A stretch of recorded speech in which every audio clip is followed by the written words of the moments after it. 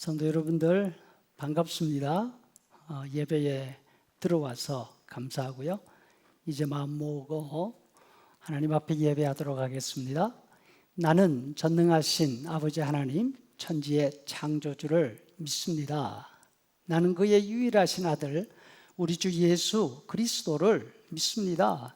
그는 성령으로 잉태되어 동정녀 마리아에게서 나시고 본디오 빌라도에게 고난을 받아 십자가에 못 박혀 죽으시고 장사된 지 사흘 만에 죽은 자 가운데서 다시 살아나셨으며 하늘에 오르시어 전능하신 아버지 하나님 우편에 앉아 계시다가 거기로부터 살아있는 자와 죽은 자를 심판하러 오십니다.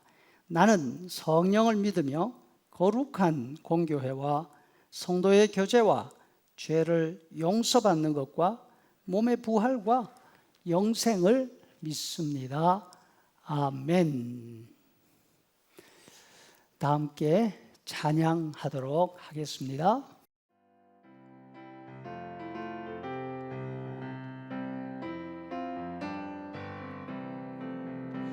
십자가 군병되어서 예수를 좇을 때 무서워하는 마음으로 주 모른 채 할까. 나의 주 그리스도 나를 속량했으니 나 십자가를 벗은 저 멸류관쓰리 무성도 피를 흘리며 큰 싸움하는데 나 어찌 편히 누워서 삼갑기 바랄까. 나의 주 그리스도 나를 속량했으니 나 십자가를 벗은 후 저 멸류관쓰니 나 멸류관을 쓰려고 몸 바쳐 싸울 때 주 내게 용기 주시사 이기게 하소서. 나의 주 그리스도 나를 속량했으니 나 십자가를 벗은 저 멸류관쓰리 승리의 그날 이르러 십자가 군병들 대가를 불러 영광을 주님께 돌리리. 나의 주 그리스도 나를 속량했으니 나 십자가를 벗은 저 멸류관쓰리.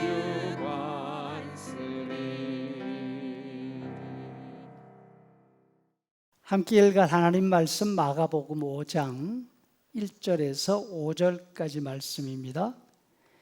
예수께서 바다 건너편 거라사인의 지방에 이르러 배에서 나오심에 곧 더러운 귀신 들린 사람이 무덤 사이에서 나와 예수를 만나니라.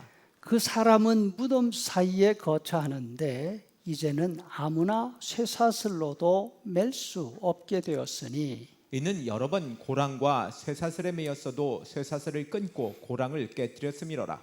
그리하여 아무도 그를 제어할 힘이 없는지라. 밤낮 무덤 사이에서나 산에서나 늘 소리 지르며 돌로 제 몸을 상하고 있었더라. 아멘. 여러분, 참 안타까운 모습 아닙니까? 이 사람에게는 집도 있고 이웃도 있고 붙잡는 가족도 있었습니다. 그런데 이 모든 것을 뿌리치고 동굴 무덤 속에 들어가 삽니다. 고대 중동 지방의 무덤은 한국과 달랐습니다. 한국 사람들은 사람이 죽으면 시신을 관에 넣습니다. 땅을 파고 묶어 난 다음에 그 위에 작은 언덕 같은 봉분을 만들어 놓지 않습니까? 땅을 다시 파헤치지 않으면 무덤 안으로 들어가는 것이 불가능합니다. 반면 이스라엘의 무덤은 자연 동굴이나 일부러 바위를 파서 만든 동굴을 무덤으로 사용했습니다. 염을 시신을 얇은 천에 싸서 그 동굴 안에 들여놓고 입구를 돌로 막았습니다. 짐승들이 들어가서 다른 짓을 하지 못하도록 한 것이죠. 그러니까 입구에 있는 돌만 살짝 옮겨 놓으면 누구라도 무덤 안으로 들어갈 수가 있었습니다. 이 사람이 바로 지금 그렇게 하고 있는 것입니다. 집이 싫고 사람도 싫고 그래서 무덤에 와서 시신과 함께 지내고 있습니다. 어릴 때 공동묘지를 무서워하면 어른들이 흔히 이렇게 말씀하셨습니다. 야 이놈아, 산 사람이 무섭지 죽은 사람이 왜 무서워? 가족들이 안타까워서 집으로 데려옵니다. 무덤으로 가지 못하도록 발에다가 나무 틀로 묶습니다. 소용없습니다. 온몸을 쇠사슬로 묶어놓습니다. 소용없습니다. 힘이 얼마나 센지 다 부수고 다 끊고 다시 무덤으로 갑니다. 밤낮 가리지 않고 소리를 지릅니다. 날카로운 돌로 칼을 만들어서 자기 몸을 갈기 찢어 놓습니다. 이제는 누가 곁에 다가오는 것까지 경계합니다. 사람만 보면 멀리서 소리를 지릅니다. 제발 나를 그냥 놔둬라. 나를 괴롭히지 말아라. 어느 날 예수님이 갈릴리 바다를 건너서 이 지방으로 오셨습니다. 이 사람이 멀리서 예수님을 보고 똑같은 행동을 합니다. 나하고 무슨 상관이 있습니까? 제발 나를 괴롭히지 좀 마시오. 맥스 루케이드의 책에 보면 이와 비슷한 이야기가 나옵니다. 28살 청년이 하나 있었습니다. 대학도 졸업하고 운동으로 다져진 아주 단단한 몸을 가지고 있었습니다. 가족을 비롯한 주변 사람들이 이 청년을 모두 좋아했습니다. 실력도 있어서 여러 회사에서 스카우트 제의도 받았습니다.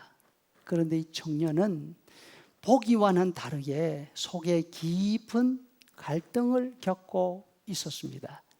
과도한 경쟁과 미래에 대한 염려 때문이었습니다.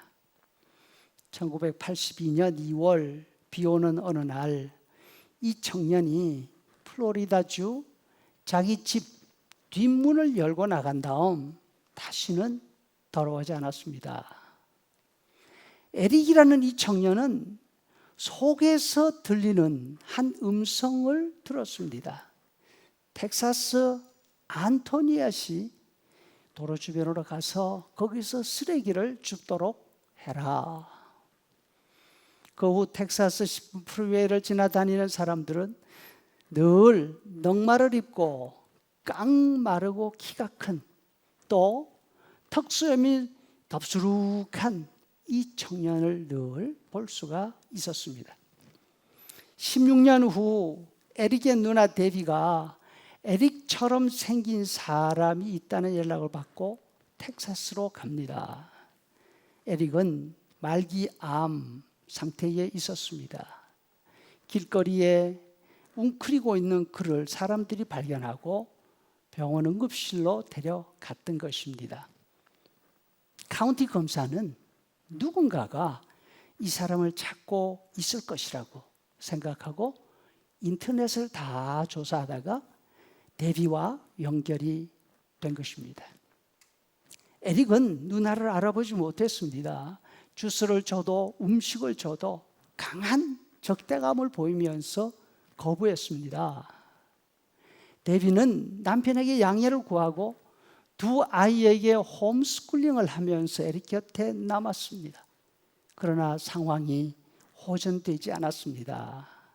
누나를 알아보지 못할 뿐더러 누나가 주는 것이라면 음식이든 음료든 다 거부했습니다. 심지어 말을 거는 것조차 피하고 자기 집은 주차장 빈터니까 그리로 가겠다고 고집합니다. 자기한테는 해야 할 일이 있다고 합니다. 여러분, 이것이 누구의 모습입니까? 바로 우리 자신들의 모습입니다. 어느 누구의 말도 듣고 싶어 하지 않습니다. 어느 누구의 간섭도 듣기 싫습니다. 모든 사람이 다 경쟁자이고 나에게서 빼앗아 가려는 것들 뿐입니다. 오로지 내 속에서 나오는 내 말만 들으려고 합니다. 내가 하고 싶은 일만 하려고 합니다. 그렇게 하는 것이 자신을 상하게 하고 자신을 죽게 하는데도 그것을 모릅니다. 이런 상태에 있는 우리를 예수님이 찾아오셨습니다.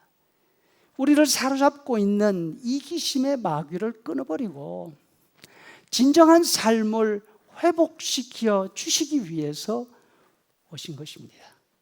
이것이 바로 우리가 예수님을 믿고 예수님을 영접해야 하는 이유인 줄로 생각합니다.